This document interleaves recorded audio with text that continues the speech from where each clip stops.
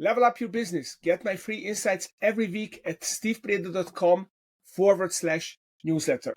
Good day, Steve Preda here, and I'm talking with Charles Fry, the founder and CEO of CODE Éxitos, building cyber physical systems for mid-market and enterprise companies, as well as full-stack web, mobile, and SaaS development.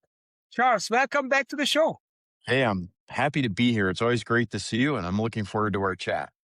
Yeah, so it's so interesting to talk to you because the last time we had you on the show 3 or 4 years ago, it was still before the AI age was fully upon us. Right. Your business was kind of a different business. And I've been following you on LinkedIn, and I see that you have evolved your approach, and now you're an AI first company. So tell me a little bit about how that came down, this whole evolution, and how do you find your new focus? Yeah, it's wow, it's been that long since we were on the show. It was a lot of fun. But here we are. You're right. Really sort of came out of left field. I'll skip all the technical things that suddenly made AI an achievable thing. But really in 2024, at the beginning of 2024, somebody can fact check my timeline, but ChatGPT, if you were aware of it, was kind of passing the Turing test. You know, it was giving you pretty reasonable answers to natural language questions. And we're like, wow, this is interesting. At first, we were helping our clients think about how to build those capabilities into their products, something we still do. But by mid 24, late 24, it became pretty obvious that one of the best applications of large language models and expert systems, we used to call them that, is writing software. And so by mid 2025, early to mid 25, the systems were suddenly not novelties. They were credible at what they were doing. And they were gaining momentum in the quality and credibility of the software coding they did. Now, CODE Éxitos was started largely to create an opportunity for entrepreneurs and enterprises that needed, let's call it garden variety, well done software built to do that through the Americas, to arbitrage the labor rates in Latin America and to leverage the time zones. So it was essentially an offshore blended hybrid team effect. Honestly, by the middle of 2025, the AI tools for software engineering were as good or better than 50% of the human developers that we employed. And at some point, as a business owner, when you're out there representing yourself and your product is yourself and you're representing that to clients, you have a moral and ethical obligation to say, hey, I think I can still give you the best product that you're looking for, but I'm going to do it in a different way. So beginning in late 2025, we were hard in the pivot of all of our software development now today is done agentically. There's still people. It's not a complete dark factory, but our mid-level performers and below, we exited them from the business, which is a lot of human turmoil. I mean, we were at 100 people or so, a lot of human turmoil. Our clients were going through the same thing, and we were watching what was happening in their organizations and what the leadership demands were. And we just made the decision to lean into it. And here we are in almost mid 26 now, and it's actually going really well. Now, AI, and there, of course, anyone that opens up an internet browser anymore sees, yeah, AI is everywhere. You read the newspaper, AI is going to change everything. Every application has an AI layer to it. Yeah. Right? SaaS application has a button, use AI here. Yeah. My view, at least the things that people should probably give me some credibility about, I'm going to keep my views more to how AI applies in the software industry, in my industry, in a direct impact. We see, and we have clients working on things like AI in customer service or the legal department or the finance department. We do all of those things internally, AI, agentic first, AI first. But those really aren't my industry, and I'm not ready to make that sweeping prognosis about how it's going to change, capitalism in the United States. But in the software industry, it's a fundamental change, and it's not done yet. So what's your vision? Where is everything going? What it's going to look like 3 years from now? Well, I'm not smart enough to know that, but I think that the patterns that we've seen, and again, within the world of writing software, and we'll Mhm. kind of make that a broad category of activities, it's going to continue to consolidate and converge to where humans are important, but they might be the 10 or 20% input of the process. I really do think that we're going to see a day sometime in call it the 3 to 5 year time horizon where a large amount of software will be software that's written and managed by other software systems. There's no technical reason to prevent that. So, for example, I was talking to one of our clients, a CIO today, great company, couple $100 million in revenue, really well run business, sizable internal IT team, but there's a lot of ongoing maintenance and attention that building the software is just the beginning of a 5 to 10 year life cycle. So I think after in the near term, we're going to see that building the software becomes like, okay, we got that figured out. That's a largely solved problem. We'll then progress to the problem of, hey, this software's been in production for 5 years and it needs updates, it needs attention, it needs maintenance, it needs to scale. More software systems will take care of that. Fewer and fewer humans will be involved in that kind of stuff. And so I think that's where the software industry gets. I think it's 60 to 80% smaller in human capital than it is today, Wow. sometime soon. Yeah, I really do think it's pretty close to it's as close as I want to get to an extinction event. Let's put it that way. Mhm. Some people say that SaaS companies go out of business and it's all going to be agents running around and doing things for us. But other people say that the SaaS companies are actually the SOP for whatever activity there is out there, and you need the structure. And the SaaS application is the structure for it, and you don't hmm want agents to run in a unstructured way. So you'd rather have these SaaS applications. What's your view? I think, and that's a good way of looking at it. If you're a dinosaur like I am, way back in the late 1980s or the early 1990s, when you wrote software for a company, everything was custom software because there were no packaged, no SaaS platforms. But over the last 20 years, I think SaaS companies have become, for a lot of businesses, exactly what you said. They're the embodiment of best practices. Mhm. So if you take something like HubSpot, which I'm sure you and many of your audience are familiar with, you really don't need to customize it. You just need to do what its baseline processes are because they have thousands of people who've perfected what the sales motions are that work. So I think there's some truth to that. The problem with software, the problem that SaaS systems face is that the barrier to competitive entry is much, much lower. So if you look at a company like Salesforce, and I think I've actually led 3 different Salesforce deployments back when I was a CIO, CTO, 3 different times. That software really kind of shows its age, and it's layers and layers and layers of complexity that have been built to serve a wide audience. It's great. It's expensive. Emerging companies don't need that. They can effectively vibe code their own CRM system and it works. I think the threat for big SaaS companies is twofold. One is that the next generation of customers are going to onboard very, very differently into those systems than the previous generation of customers. I don't know what that onboarding on ramp's going to look like. The second problem they have is there's very little defensibility for having a pure software product. And the other part in our intro, you talked about cyber physical systems. We're spending more and more of our product development cycles in hardware related objects, things that have a nexus in the physical world. Here's a good example. I'm wearing one of these health, rings, this Aura ring. All right. Yeah. There's a lot of amazing hardware in here that justifies my monthly subscription for the app.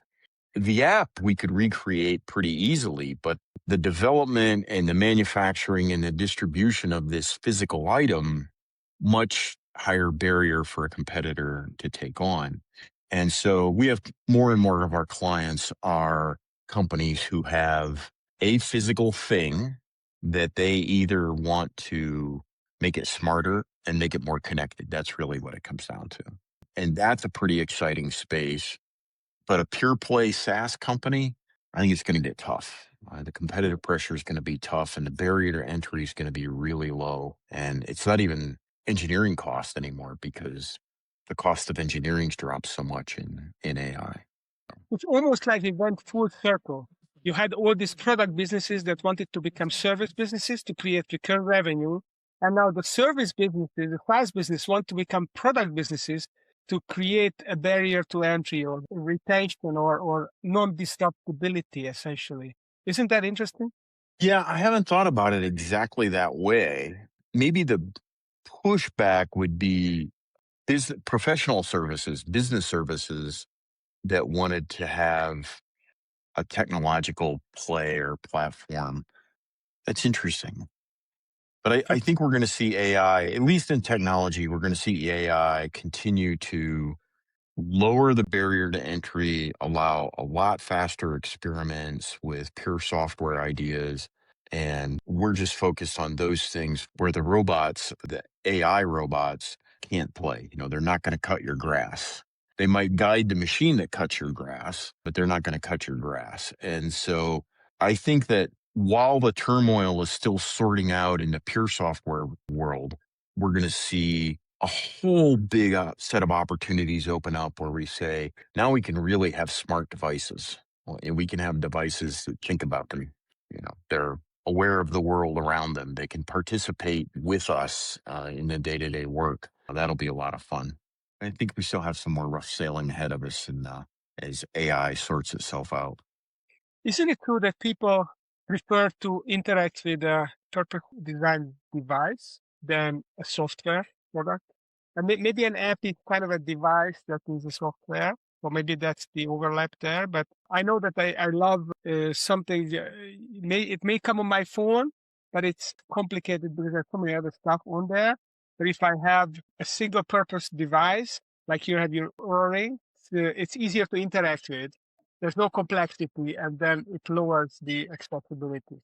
Yeah, an area of active study is something called HMI or human machine interface. And again, back in the 80s and 90s, it meant, are the buttons big enough for someone to push? Does a red light always mean a bad thing and a green light always means a good thing?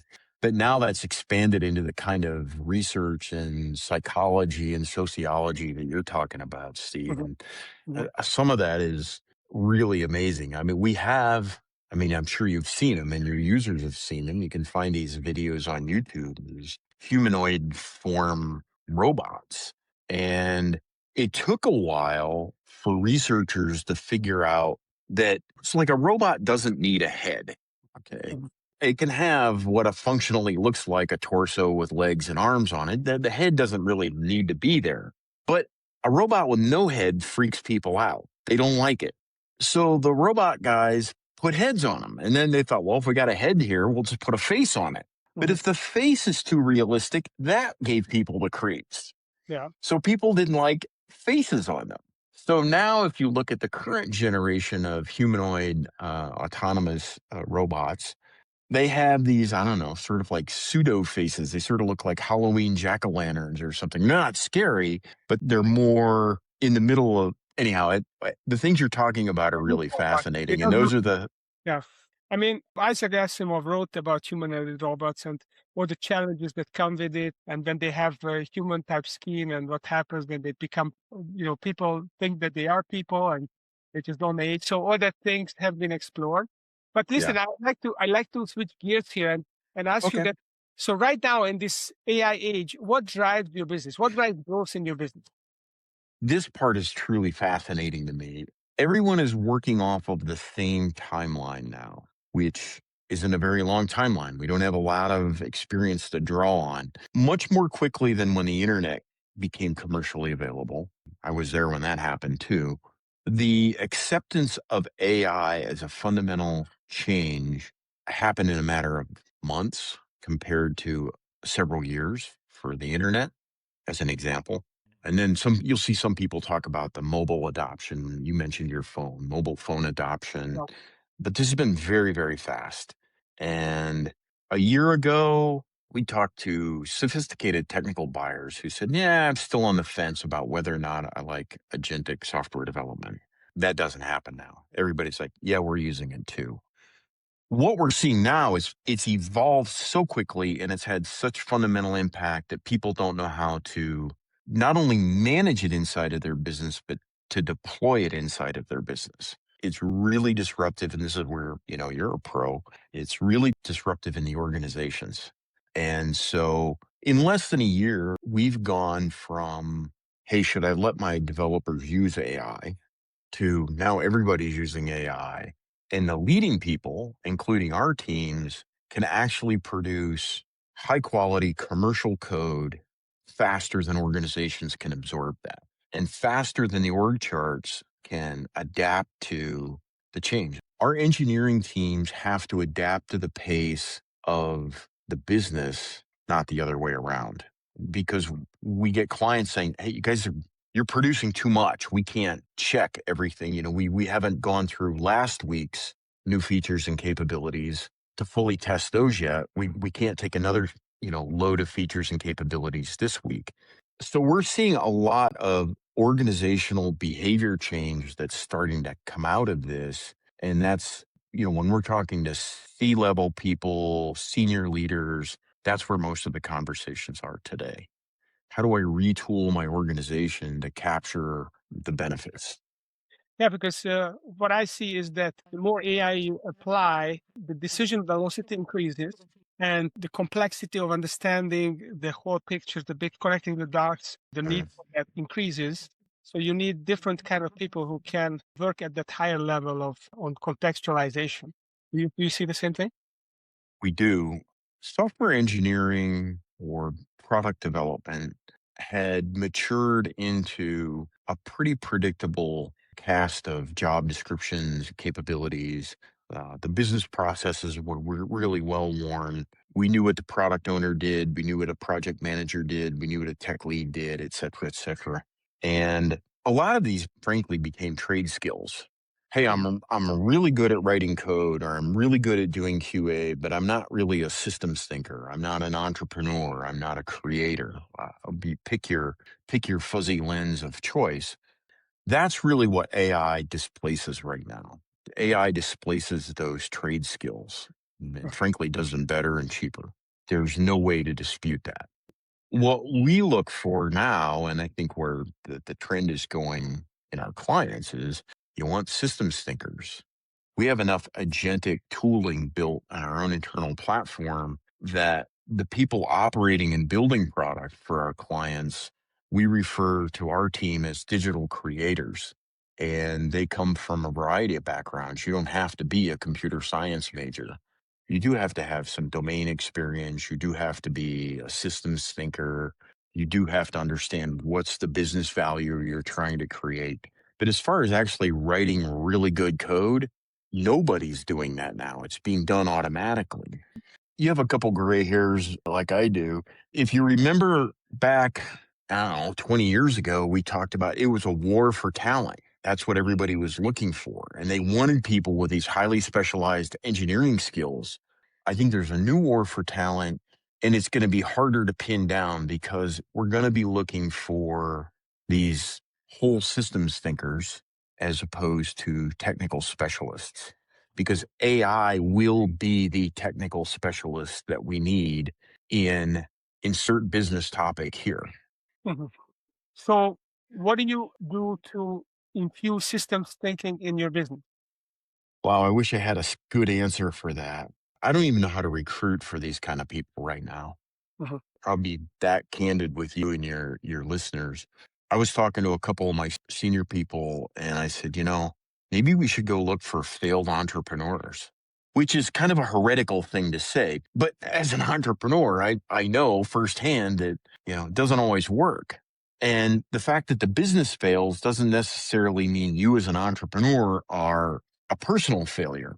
But entrepreneurs are about the only, I don't know, prime source I could think of for people who, hey, I've done a little bit of everything and I'm a systems thinker and, maybe I didn't get it right, but I could. So, we talked about that. We talked about, I don't know if Disney still does it, but, Disney was phenomenal at producing these kind of people through their internal training programs. Mhm. We're not big enough to compete with Disney, but right now, to answer your question, though, how do we teach it? I can't honestly say that we do because we're still figuring out what it is that we would even teach. So it's kind of a new type of SOP is needed in the business. So, what are the best practices to build an AI workforce, which still to be defined. Yeah. And for larger organizations, for our clients that are running larger organizations, they have the same problem. And all of a sudden, their org chart is broken. And what I mean by that is if you look at the way we've traditionally built and scaled businesses, you have this pretty large cadre of managers who, give you what Levine Meister called the span of control, your degree of leverage. When you're younger, you hear they like, my manager doesn't even, they don't even do anything. Well, you've probably heard that before. Oh, my manager doesn't really do any work. He just comes in and bugs me. It's not all wrong because we rely on that manager's experience to then be sort of sliced across 6, 8, 10 other people and supervise that work. So the managers suddenly they don't do a whole lot of delivering work. And I think AI is going to change that. I know that AI is changing that inside of technical teams. And so all of a sudden, we have clients saying, my org chart structure doesn't translate to the way my business operates under this new agentic model. That's problem number one. And problem number two is I have people on my team that are good people and good contributors, but there's no box for them in the new org chart that I think works with an agentic workflow, if you will. Mhm. Does that make sense? Yeah. So two things have happened suddenly where we see a lot of press, although I think maybe it's moderating a little bit about how, kids coming out of university are having trouble getting entry level jobs. True enough. I think the other big collapse area on org charts is the managers who don't actually produce any output. Supervising other managers and compiling the weekly report of reports, it just isn't a valuable job function at the best of times. And now I hate to say this, but it's useless. And so I think there's a lot more work that we're going to have to do with our clients and ourselves on what does an org chart look like and what are the expectations of people doing work inside of a company that's moving aggressively along the lines of leveraging AI capabilities in white collar, what we would normally call white collar job functions. Yeah. Some years ago, I thought about the org chart being broken. This top-down hierarchical org chart, I think it's completely broken.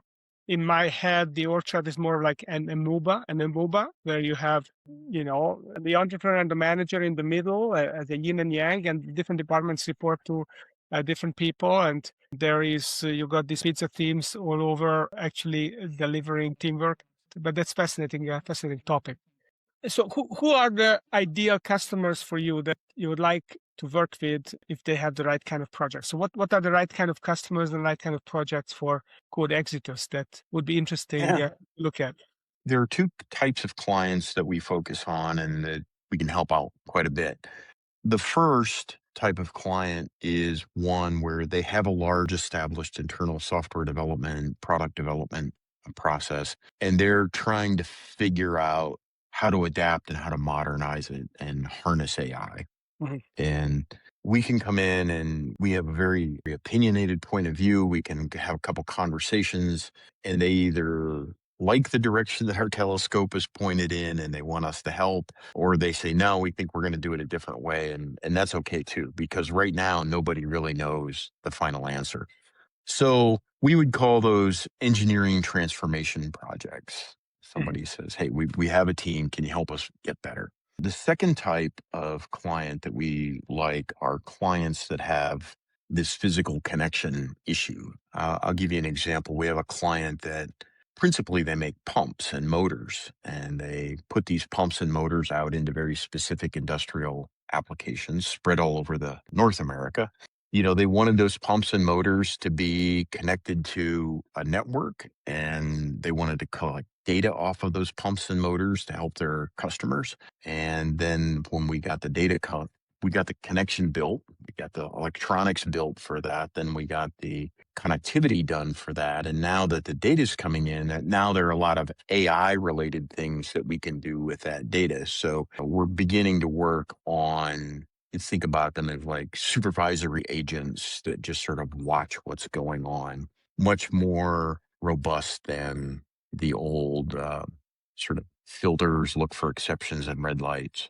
Mm-hmm. But those are the kind of clients we really help on the product side. Sometimes they just come with a, scribbled out on a napkin, and it's like, hey, we have this system or this process that we envision, and we need somebody to help us build it. And we'll do the electronics, the AI, the software engineering, and that does become a system. So more systems thinking. Yeah. And then you Yeah. combine software with hardware, and then you have AI agents to do much of the coding and the managing or maintaining of these systems. Yeah, that's right. And it's not a client of ours, by the way, what the story I'm going to tell, but it's a fascinating story. Is second degree connection and chatted with, but he runs $100 million a year manufacturing company, and he's second or third generation. I can't remember which. He knows it. He's grew up in the industry, and he's in the process of building the company so that he can run the whole company himself from his phone. Mm-hmm. I mean, he's applying AI in his internal business functions like finance and accounting, and he's done some really amazing stuff. He's automating the manufacturing process and the machines and the feedback. It's just stunning what this guy is able to do already. And he just picks up his phone and he's like, "Yeah, I want to run my company from here." And I think he's going to be able to do it. And I think we're going to see more of that emerging. Yeah, that's fascinating. The race is done for the first 1% unicorn, right? I think that's already done. I don't know if you've seen this. I can send it Okay. to you, but in the New York Times, there was an article a couple months ago. A guy, not a tech guy, marketing guy, he and his brother run an online company that generates $1.8 billion a year in sales, and it's the two of them. Wow. Just the spoiler alert is, I remember they sell these weight loss drugs. Mm-hmm. And he's a marketing guy with a tech flair. And so he figured out all of these marketing channels where if you order, I don't know what they are, Ozempic or whatever, if you order it online, it basically drop ships from the pharmaceutical company to you and he gets a cut. But he said in the article, he said at one point they were doing $300 million a year in sales, or a month in sales. He goes, well, technically I'm not a one-man company because I had to hire my brother to help me out. But so it's two of them. That's pretty But great. Yeah, that's definitely a unicorn. So if you're listening to this and you have an enterprise company and you want to harness AI in the business and you want to create agentic systems to streamline the business and make it more efficient and more productive, then reach out to Charles Fry at CODE Éxitos. Any last thoughts for the listener who are thinking about building a business in the AI age that you would give as an advice? I don't know that it's changed a whole lot. Building a business is always hard work. For any listener that wants to chat about any of these topics or see if we're the right fit, they can always reach out and contact me. And conversation's free, and I usually learn something out of it. But no, I would say that things are different. It doesn't mean that they're wrong or better. I think they're just different. And it'll be interesting to see how this all unfolds over the next few years. But Yeah, I'm in it for the journey. You're living in interesting times. So, Charles Fry, founder and CEO of CODE Éxitos, thanks for coming on the show. And if you enjoyed this show, make sure you follow us on YouTube, Apple Podcast, give us a review, and stay tuned because every week I get amazing entrepreneur on the show with us. Thanks for coming. Thanks for listening. Thanks, Steve. That's it for this episode. Keep moving your business forward. Subscribe at stevebreda.com/newsletter.